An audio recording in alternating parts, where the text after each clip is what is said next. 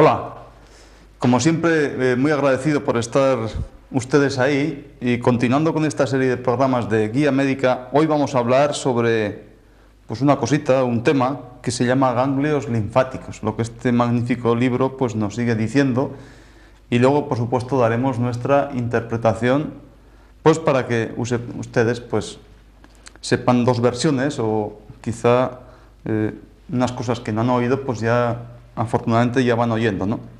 Entonces, sobre ganglios linfáticos, son unas estructuras globulares, dice, que se encuentran en el camino de los vasos que conducen la linfa. Están constituidos por tejido linfático, el cual se encuentra también en las amígdalas, el timo, el bazo, la médula ósea y otros lugares del cuerpo. Dice, la función de este tejido es defender al organismo de los cuerpos extraños que penetren en él. Dice, el tamaño de los ganglios suele oscilar entre una cabeza de alfiler y el de un garbanzo. En algunas áreas del cuerpo, como la garganta, las axilas o las ingles, son especialmente abundantes. Y a este territorio de las ingles, fundamentalmente, nos vamos a referir hoy porque, con respecto a las axilas, ya lo hemos comentado en alguna otra ocasión. Y por no repetir, vamos a hacerlo así. Dice, la tumefacción de los ganglios linfáticos se denomina adenopatía y su existencia indica el inicio de un mecanismo de defensa del organismo ante un proceso infeccioso o alérgico. Esto es un tema que, evidentemente, cuando sale un bultito de estos, ya de momento la persona que lo siente, digamos que se asusta porque normalmente no está. Entonces ya el profesional que tenga que ver eso, automáticamente ya va sabiendo, ¿no? Dice, usted ha pasado una infección, esa es la interpretación que normalmente hay, ¿no? O algún proceso interior que está ocurriendo.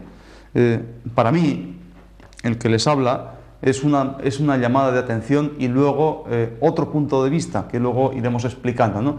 Pero fundamentalmente es otro punto de vista, que claro, como siempre, estas adenopatías, estas inflamaciones tan pequeñitas en ese camino, de ese territorio linfático o ese camino linfático, no es lo mismo que salga en una axila, en una ingle, en un tobillo, en una región poplítea. Depende mucho de la zona, ya va a haber una respuesta o una doble respuesta distinta, por supuesto, de distinta naturaleza, y por supuesto eso me va a informar a mí particularmente por dónde tiene que ir, aunque tenga una base común, pero el tratamiento, por supuesto, que va a ser distinto. Y ya no digo, como hemos dicho en muchísimas ocasiones, si es una mujer, si es un hombre, si es una constitución, si es otra constitución.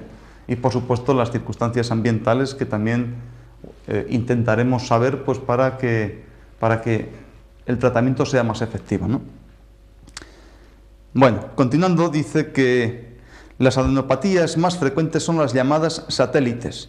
Dice, acompañan a las heridas, los forúnculos y otros focos infecciosos. Están próximas a la puerta de entrada de la infección y ocasionalmente pueden supurar.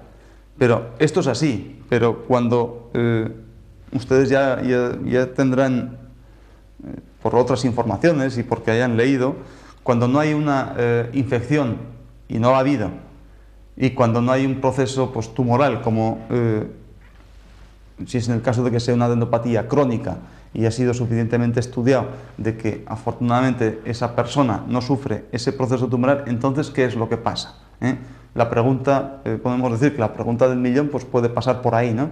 ¿Qué ocurre cuando no hay un proceso tumoral y no hay un proceso infeccioso? Y eso se puede comprobar perfectamente y sin embargo sale un bultito ahí. Entonces ahí hay un trastorno funcional, no hay una causa ni interna ni externa que justifique el que ese bultito, ya bien sea de la cabeza de un alfiler o ya sea de un garbanzo, esté ahí dando la lata, ¿no?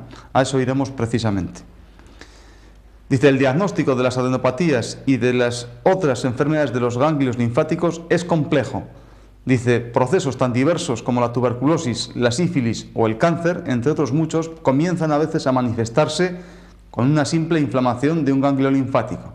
Dice, por esta razón, ante una adenopatía, que no se resuelva espontáneamente en breves días, es imprescindible consultar al médico. Entonces, por supuesto que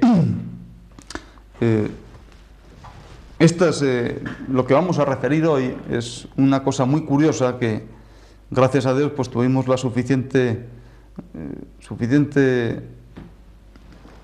olfato, digamos así, ¿no? Pues para una serie de signos muy distintos en una misma persona, pudimos llegar a la conclusión para poner un tratamiento lo suficientemente efectivo como para que eso se resolviese, ¿no?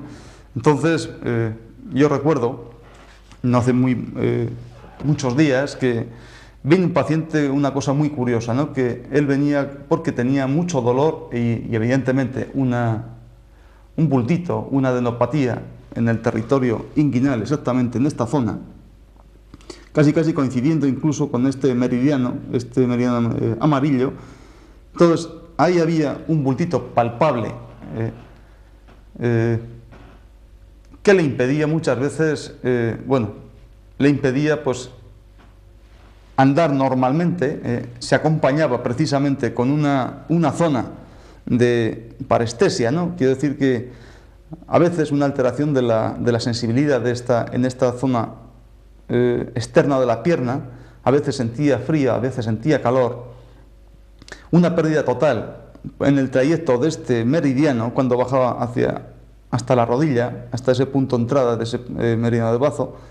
Después también este señor tenía un gran dolor de sus testículos, vamos, de sus partes más nobles, un dolor, quiero decir dolor que, por supuesto, cuando estuvimos preguntándole, bueno, pues ahí hay un dolor, ¿no? Y evidentemente él había pasado ya por su urólogo y no había ningún trastorno orgánico, ni anatómico, ni absolutamente, solamente tenía dolor y nadie sabía de dónde venía.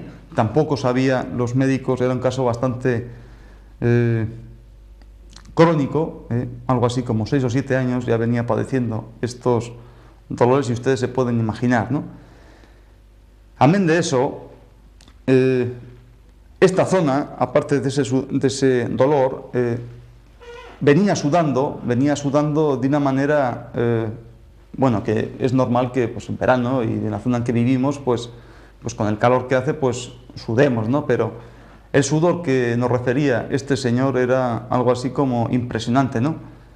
Y no lo digo en 2 palabras, sino que le llamaba mucho la atención, ¿no? Y por supuesto, bueno, como estaba con esta señora, con su señora, decía, sí, es algo horrible, ¿no? Porque usó una ropa interior de algodón y entonces acababa siempre empapado, ¿no? Tenía que cambiarse muchos días, vamos, llamaba la atención. También venía con un aspecto muy cansado. Él decía que se cansaba con muchísima facilidad y, por supuesto, ya en las muchas visitas que había hecho a sus médicos y especialistas, le habían diagnosticado, y así lo sufría, una hipertensión arterial. Amén de que esta persona había sido diagnosticado posteriormente ya de 2 hernias discales. Entonces, a ese nivel de L4, L5 y L5 y S1, ¿no? Entonces, sobre ese particular, cuando estamos haciendo este diagnóstico, pues son tantas cosas extrañas que, bueno, primeramente, pues intentamos encuadrar el porqué esa cosa primera, ¿no? Salió ese granito ahí, digamos así, o esa adenopatía desde hacía tantísimo tiempo. A pesar de los tratamientos médicos que él ha llevado, pues eso no se ha desinflamado. Ya imaginen qué tipo de medicación, antiinflamatorios. Luego, pues para esos dolores, esa impotencia funcional de toda la pierna, cada vez peor, de tal manera que hacer su trabajo ya incluso le venía dándole bastante sacrificio, ¿no? Entonces, con esos bultos, ahí precisamente yo automáticamente tengo que pensar en una cosa, y ustedes ya lo pueden. Si es linfa y es una adenopatía, hay que pensar que estamos ya en una alteración de su unidad bazopáncreas, ¿no? O en su unidad tierra. Pero también podemos saber que una adenopatía en cualquier sitio que pueda salir, independientemente de la zona anatómica que recorra, pues si es por debajo en la axila, ya sabemos que era pues, pericardio corazón, en ese sentido. Pero en este caso, anatómicamente, es por el territorio de Bazo, porque pasa ahí su meridiano. Sin embargo, los antiguos, los ancianos, decían siempre que cuando sale un bultito así es por cansancio de ese corazón. Entonces, evidentemente, en la teoría de los 5 elementos, ese corazón, corazón, intestino delgado, era el padre energético de esa unidad bazo-páncreas-estómago. De tal manera que cuando ese corazón está muy cansado, energéticamente no va a poder transmitir, ustedes se acordarán aquella teoría de la rueda, no va a poder alimentar energéticamente a ese bazo y por tanto se va a alterar. Y una de las alteraciones precisamente es que va a estar mucho más propenso a esas infecciones, va a estar mucho más propenso a esas hinchazones sobre todo por retención de líquido linfático. Evidentemente este señor, este tobillo ya lo tenía, ya se le estaba poniendo forma de elefante, o sea, iba a sufrir como una elefantiasis precisamente por esta zona de la parte más interna, que venía desde el dedo gordo del pie hacia arriba, ya se estaba empezando a hinchar y de una manera más o menos dura. Incluso poníamos el dedo con signo de fobia, significaba que ahí había ya agua e incluso había ya mucho líquido linfático que se estaba acumulando precisamente por ese trastorno de ese bazo. Pero ya digo que, y repito que ese bazo es precisamente, es la causa, digamos, pero el origen es por ese cansancio de corazón. Entonces su constitución creo que era un negativo mayor, entre su unidad bazo y su hígado. Corazón estaba en el centro, ese hígado tan sumamente preocupado y tan sumamente alterado, estaba entre uno y otro, estaba machacando precisamente corazón y su aspecto, su cara roja, así me estaba dando un poco la idea, ¿no? Después, una de las veces, cuando ya pinchamos por la parte posterior, él no me dijo nada, yo le adiviné un gran grano, ¿no? Un grano, pues, no sé, realmente por esta zona, entre la quinta dorsal y la séptima dorsal aproximadamente, no recuerdo bien, pero un grano de esto, bueno, el diagnóstico que voy a hacer es un quiste sebáceo, ¿no? Que de vez en cuando se hinchaba más, se infectaba y ahí salía un líquido amarillento entre grasa y un poquito de infectado que olía, pues, francamente mal, según decía él, ¿no?